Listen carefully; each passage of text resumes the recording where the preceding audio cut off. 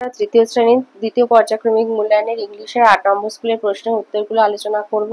Number 1 এ আছে fill in the blanks of the rhyme with appropriate words. Incy Wincy spider climbed up the water spout. Down came the rain and washed the spider out. Number 2 তে দিয়েছে underline the alternatives. এতে হবে the ants shook their heads in disgust. বিরক্তিতে পিঁপড়েরা তাদের মাথা নাড়িয়েছিল।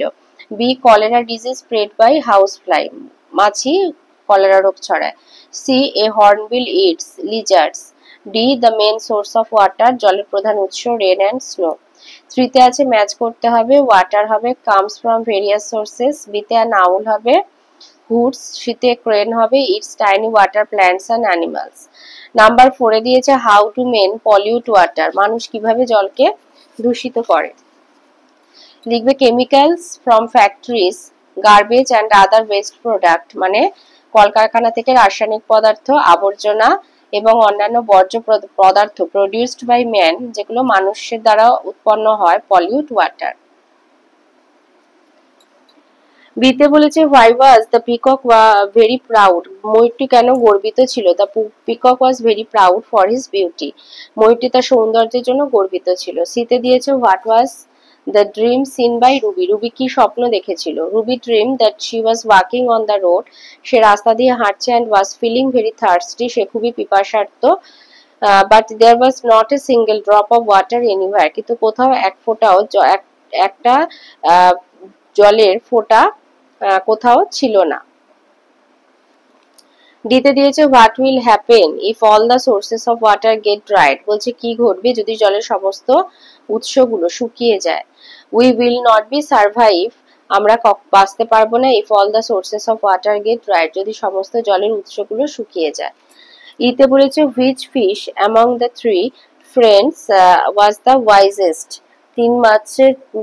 তিনটে মাছ যে বন্ধু ছিল তাদের মধ্যে কে সব থেকে বুদ্ধিমান ছিল। The third fish was the wisest তৃতীয় মাছটি বুদ্ধিমান নয় মানে জ্ঞানী ছিল। ওয়াইজ মানে জ্ঞানী ওয়াইজেস্ট হচ্ছে সব থেকে জ্ঞানী কে ছিল তো বলবে তৃতীয় মাছটা ছিল সব থেকে জ্ঞানী। 5 এ দিয়েছে রাইট টি ফর ট্রু আর এ ফর ফলস স্টেটমেন্ট এতে বলেছে the intelligent fish also died বুদ্ধিমান মাছটা মারা গেছিল ফলস। বিতে বলেছে প্রনস আর ইনসেক্টস বলছে মানে প্রন মানে চিংড়ি চিংড়ি হচ্ছে পোকা ট্রু।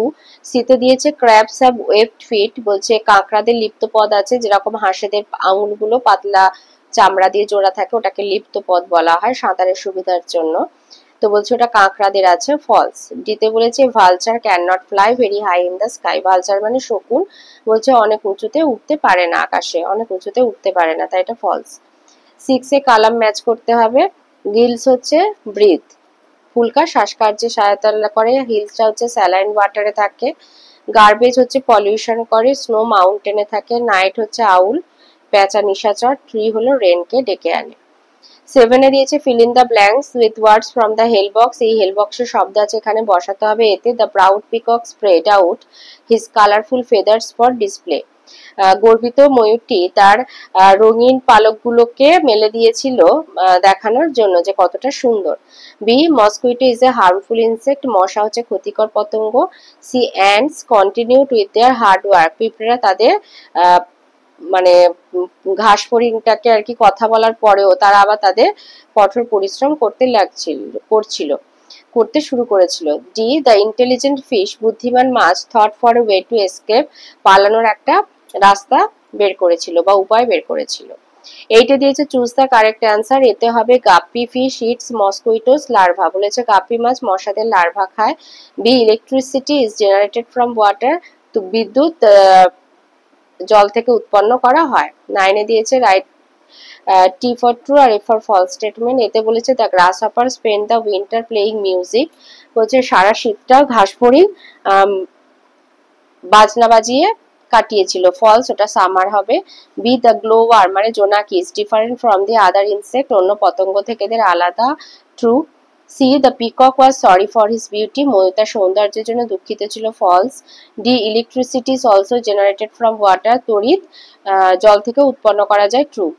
নাম্বার 10 এ বলেছে feel in the blanks using appropriate article এতে হবে এ ইউনিকর্ন বিতে হাফ অ্যান আওয়ার সিতে আই লাইক দ্য অর্নামেন্ট আর দিতে হবে দ্য ওশেন।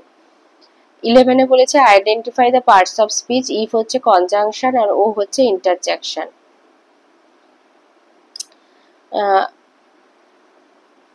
নাম্বার 12 এ বলেছে চুজ দ্য অড ওয়ান। এতে হবে লিজার্ড, কারণ ভালচার, আউল, বেভারবার এগুলো পাখি, লিজার্ড হচ্ছে গিরগিটি।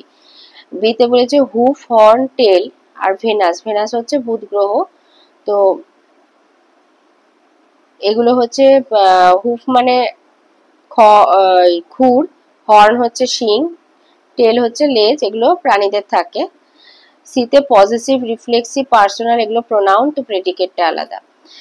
13 এ দিয়েছে identify the types of following sentences. এতে বলেছে my brother is not coming today, এটা নেগেটিভ সেন্টেন্স। আর বিতে বলেছে এই যে উইল ইউ, ভার্ব দিয়ে শুরু হয়েছে আর কোশ্চেন মার্ক, তাই ইন্টারোগেটিভ।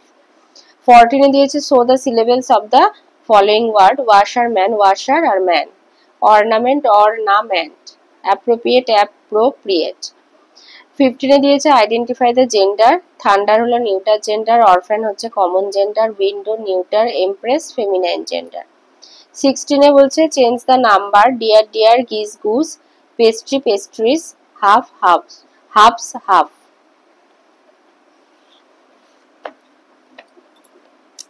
7 এ দিয়েছে ডি বাই ইডি যোগ করতে হবে। Jump, jump, smile, স্মাইলড, look, looked. 18 এ বলেছে রিঅ্যারেঞ্জ করতে হবে জাম্বেল লেটারগুলো। এটা হবে অ্যাকোয়াটিক, এটা অ্যান্টেনা।